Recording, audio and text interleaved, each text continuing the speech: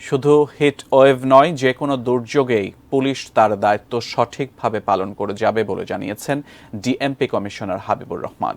সকালে রাজারবাগ পুলিশ অডিটোরিয়ামে 3 দিনব্যাপী বাংলাদেশ পুলিশ বার্ষিক সাংস্কৃতিক প্রতিযোগিতার উদ্বোধনী অনুষ্ঠানে কথা বলেন তিনি। ডিএমপি কমিশনার বলেন, পুলিশ শুধু আইন শৃঙ্খলায় রক্ষা করে না, যে কোনো দুর্যোগে সাধারণ মানুষের পাশে থাকে।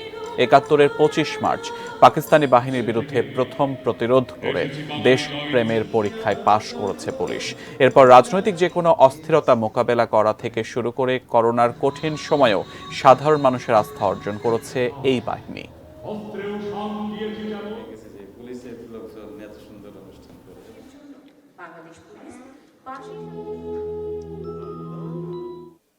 আজকে যে এই গরমের জন্য কেন আরো যদি কোনো দুর্যোগ দুর্বিপাক আসে, পুলিশ বসে থাকতে পারে না। পুলিশ সবার আগে যে কোনো দুর্যোগ দুর্বিপাকে মানুষের পাশে রয়েছে। পুলিশ জীবন বাঁচাতে এবং জীবন সাজাতে সব ক্ষেত্রেই পুলিশের সতর্ক অবস্থান